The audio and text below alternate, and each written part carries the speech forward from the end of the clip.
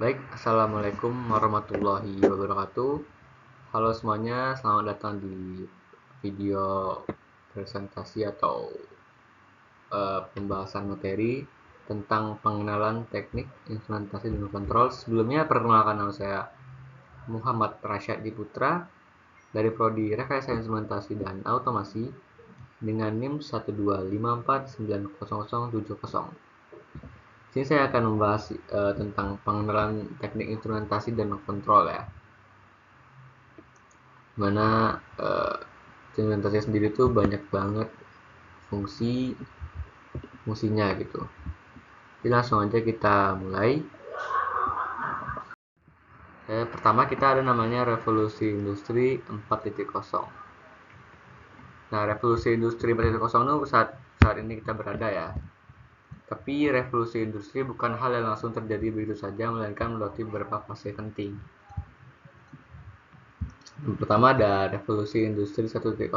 Terjadi pada abad ke-18 dengan penemuan mesin uap yang menggerakkan industri. Ini adalah awal dari mekanisasi produksi. Jadi produksi telah menggunakan mesin-mesin uap. Yang kedua ada revolusi industri 2.0 pada abad ke-19 yang ditandai dengan penggunaan listrik sebagai sumber energi utama. Jadi listrik memungkinkan untuk produksi massal yang terjadi saat ini ya guys.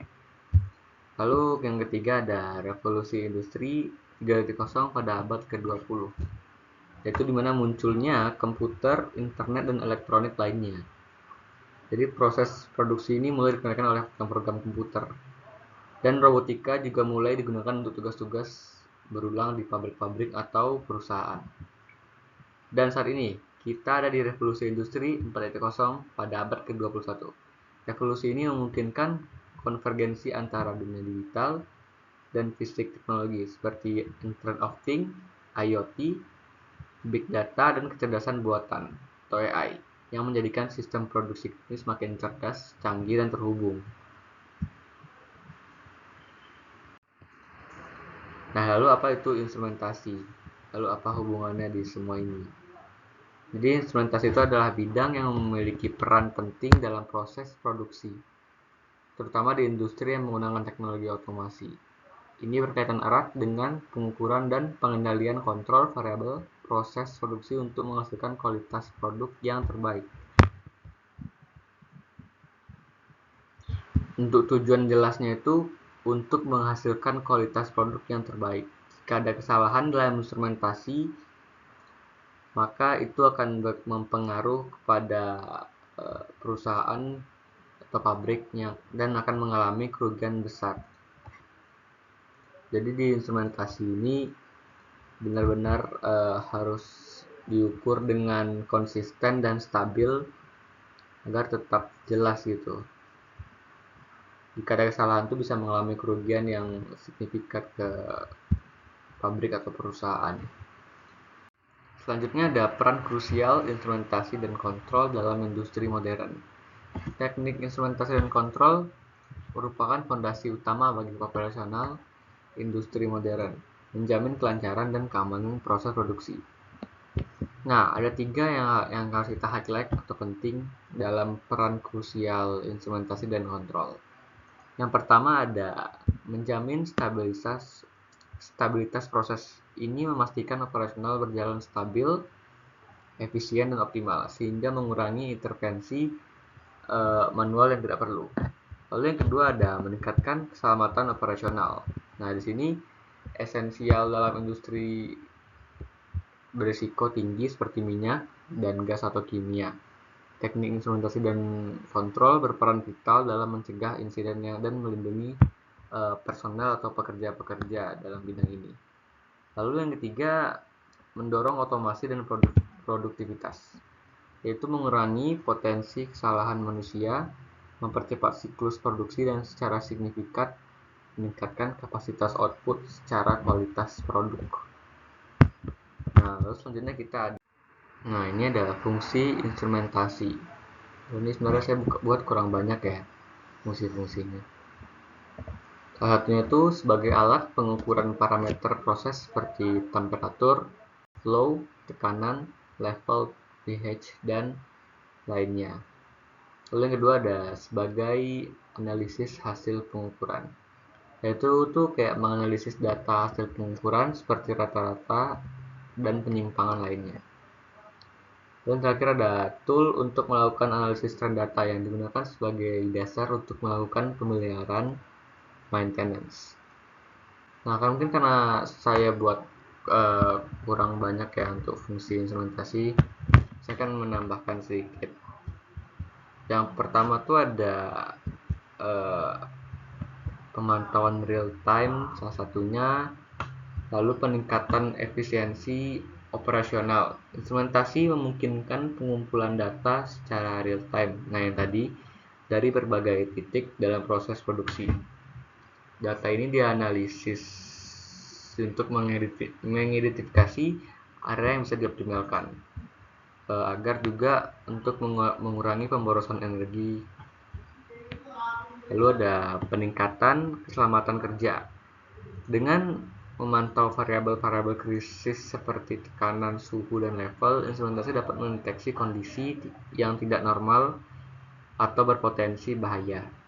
Sistem alarm juga perlu ya, dan interlock otomatis akan diaktifkan untuk mencegah kecelakaan atau kegagalan yang fatal agar tidak membahayakan orang-orang. Lalu ada kontrol kualitas produk. Nah, ini instrumentasi juga memastikan setiap produk yang dihasilkan memenuhi standar dan kualitas yang ketat. Juga pengukuran yang akurat dan berulang memastikan konsisten produk, sehingga mengurangi jumlah produk yang cacat atau tidak memenuhi spesifikasi. Jadi instrumentasi itu yaitu gunanya untuk ngecek produk agar tetap akurat dan konsisten. Lalu ada pengurangan biaya produksi dan pemeliharaan.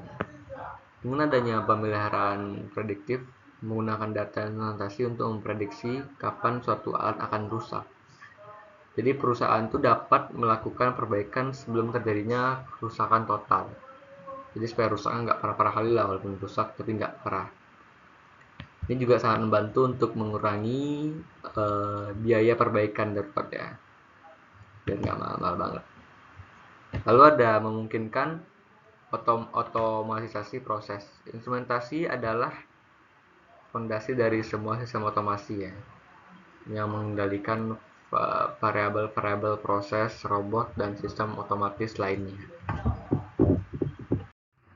Nah, selanjutnya ada apa aja sih faktor-faktor penting pengukuran. Nah, dalam faktor-faktor penting pengukuran itu ada 4 yang penting ya. Yang pertama ada angka atau nilai. Setiap pengukuran harus memiliki nilai yang jelas yang ditunjukkan alat ukur. Misalnya 100 derajat Celcius, 10 psi atau 5 bar. Lalu yang kedua ada metode atau cara yang digunakan untuk mengukur harus benar-benar sesuai, misalnya seperti metode kontak atau metode non-kontak. Lalu ada alat atau perangkat atau device-nya juga ya. Alat yang digunakan itu harus tepat untuk parameter yang diukur. Jadi mengukur apapun harus pakai alat yang jelas. Contoh itu seperti temperatur, pressure, heat, atau tekanan. Lalu yang keempat ada satuan. Penggunaan satuan harus konsisten dan tepat. Misalnya Celcius, Fahrenheit, PSI atau bar. Nah, selanjutnya ada alat ukur. Alat ukur itu adalah peralatan device yang digunakan untuk melakukan pengukuran. Ini ada gambar-gambarnya. Ini ditutupin oleh webcam saya kali ya. Ada pressure G, pressure gauge, termometer, flometer, ampermeter, ada flometer, ampermeter, voltmeter, ini voltmeter, ampermeter, wattmeter, pH meter, Megger, dan lain-lain. Untuk alat ukur tuh bisa dibilang sangat banyak ya. Yang gambarnya pun saya nggak akan nampilin semua sama alat ukurnya. Alat ukur yang berhubungan dengan instrumentasi itu banyak kali, jadi mungkin tidak mungkin ditampilkan semua. Lalu selanjutnya, nah di sini ada istilah dalam pengukuran. Itu ada 4 untuk yang penting ya. Pertama itu ada akurasi, yaitu mengukur seberapa dekat sebuah hasil dengan nilai yang sebenarnya, atau sebutnya itu true value dari besaran yang akan diukur. Jadi contohnya ini jika suhu ruangan yang sebenarnya ada 25 derajat Celcius, termometer Anda akan menunjukkan 24,9 Celcius, maka akurasinya itu sangat tinggi. Jika termometer lain menunjukkan 27 Celcius misalnya, maka akurasinya itu rendah. Akurasinya itu biasanya dinyatakan dalam persentase, misalnya tidak lebih atau kurang dari 1%. Lalu ada presisi. Presisi itu adalah kemampuan sebuah alat ukur untuk memberikan hasil yang konsisten atau berulang ketika melakukan pengukuran pada kondisi yang sama. Contohnya itu kita mengukur sebuah suhu ruangan yang sama 3 kali, mungkin hasilnya itu sama ya, 24 misalnya 24,9 Celcius, lalu dicoba lagi 24,9 Celcius, lalu dan dicoba lagi 24,9 Celcius. Jadi ini menunjukkan presisi yang sangat tinggi dan konsistensi yang sangat tinggi. Meskipun belum tentu akurat, presisi dan akurasi saling melengkapi. Lalu ada range atau rentang atau Indonesianya. Rentang itu adalah batasan pengukuran sebuah alat, yaitu nilai minimum hingga maksimum yang bisa diukur dengan handal. Contohnya tuh sebuah pressure gauge ya, yang memiliki rentang 0 sampai 100 psi. Ini berarti alat tersebut tuh dirancang untuk mengukur tekanan dalam batas tersebut. Kalau kita mengukur dari luar rentang ini bisa merusak alat atau menghasilkan data yang tidak akurat. Dan terakhir ada error. Error itu atau galat adalah perbedaan antara nilai yang diukur dengan nilai yang sebenarnya. Ini adalah kebalikan dari akurasi. Jadi jika nilai sebenarnya adalah 100 kg misalnya ya, dan hasil pengukuran itu 97 kg, maka error itu adalah kurang dari min 3 kilo lah, kurang dari 3 kilo. Error ini bisa disebabkan karena banyak faktor seperti kondisi lingkungan atau ruangan, kalibrasi alat yang tidak tepat, atau kesalahan manusia. Lalu terakhir ada stabilitas dan linearitas. Jadi stabilitasnya adalah kemampuan alat ukur untuk mempertahankan akurasi dan presisinya dari waktu ke waktu. Contoh itu alat yang stabil akan memberikan pembacaan yang akurat dan konsisten dalam jangka panjang dan konsisten tanpa perlu kalibrasi ulang yang terlalu sering. Stabilisasi sangat penting untuk proses yang membutuhkan keandalan yang tinggi. Lalu terakhir tuh linearitas ya, sama tadi. Linearitas itu menunjukkan seberapa baik respon output alat ukur proporsional terhadap perubahan input di seluruh rentangnya.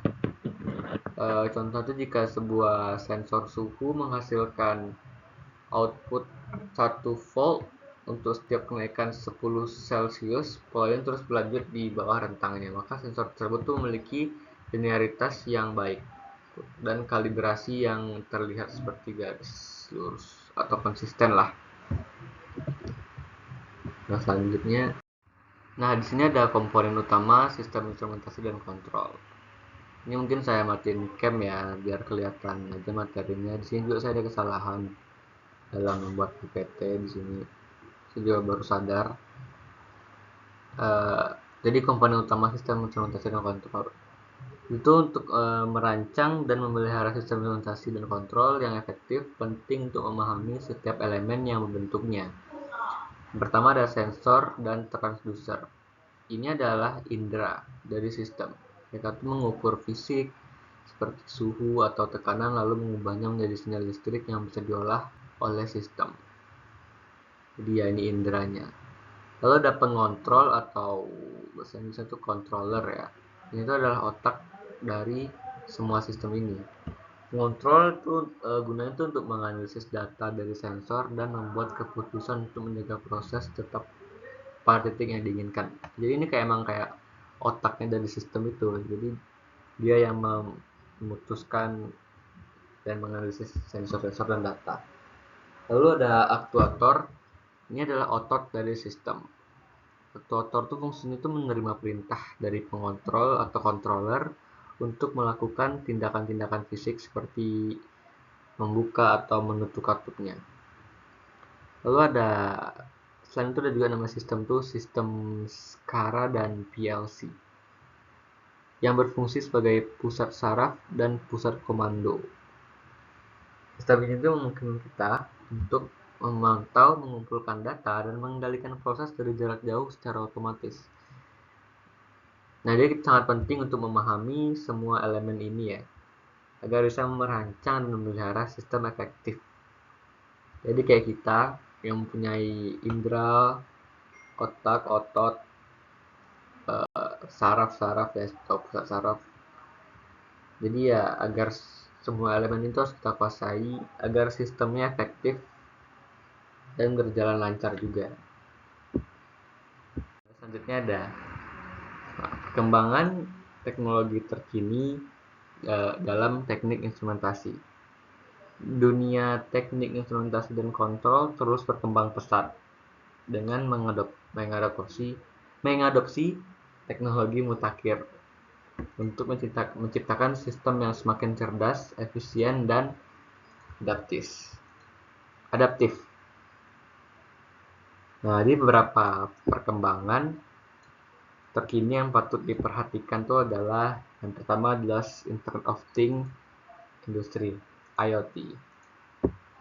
Integrasi sensor pintar dan perangkat terhubung untuk memfasilitasi pemantauan secara real time yang lebih akurat dan efisien. Ya, Internet of Things itu kayak alat-alat canggih yang berhubungan dengan internet. Lalu yang ketiga ada sistem kontrol cerdas dan AI. Pemanfaatan AI untuk pemanfaatan algoritma kecerdasan buatan untuk optimasi operasional. Yang penerapan pemeliharaan itu prediktif dan otomatisasi pengambilan keputusan. Lalu ada robotika dan otomatisasi lanjut. Peningkatan adopsi robot kolaboratif dan sistem otomasi yang lebih fleksibel untuk mendorong efisiensi dan keamanan lingkungan produksi. Yang terakhir ada digital twin dan simulasi. Itu model virtual dari proses fisik yang memungkinkan pengujian dan optimisasi yang realistis sebelum implementasi ya. Lalu yang terakhir ada kesimpulan. Nah, jadi kenapa? Apa kesimpulan mengapa teknik instrumentasi dan kontrol itu sangat penting? Jadi dunia teknik instrumentasi dan kontrol itu terus berinovasi ya, mengadopsi teknologi mutakhir untuk menciptakan sistem yang semakin cerdas, efisien, dan adaptif. Jadi pentingnya bidang itu bisa dirangkum dalam 3 poin utama yang semua itu saling berkaitan untuk menciptakan industri yang lebih maju dan berkelanjutan seperti ITERA. Nah, yang pertama ada kunci keberhasilan industri. Jadi teknik instrumentasi dan kontrol adalah pilar utama untuk mencapai efisiensi, keselamatan, dan kualitas produk yang unggul. Bidang ini memastikan bahwa setiap proses berjalan sesuai standar, meminimalkan kesalahan dan mengurangi kerugian yang akan terjadi. Terus yang kedua ada bidang yang terus berkembang. Dunia instrumentasi adalah bidang yang sangat dinamis dan terus berinovasi seiring dengan kemajuan teknologi. Khususnya itu di era revolusi industri 4.0 ya, dimana itu era kita sekarang abad 21.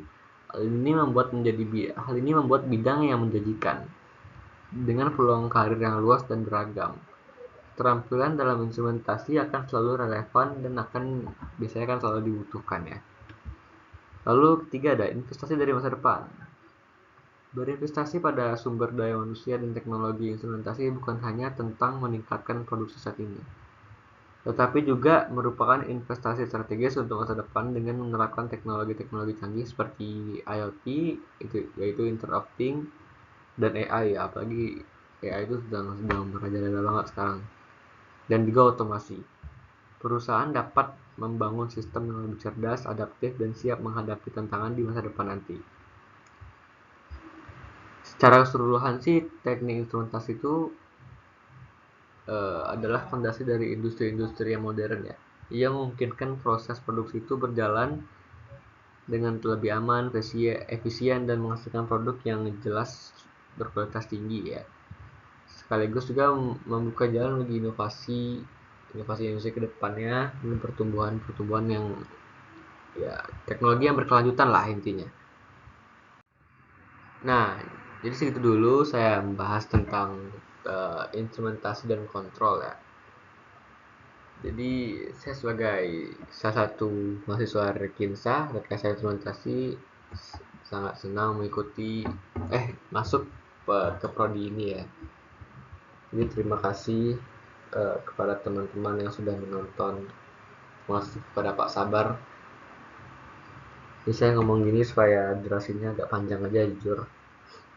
Jadi sekian dari presentasi saya atau penjelasan materi saya. Terima kasih banyak atas perhatiannya. Salam satu kendali.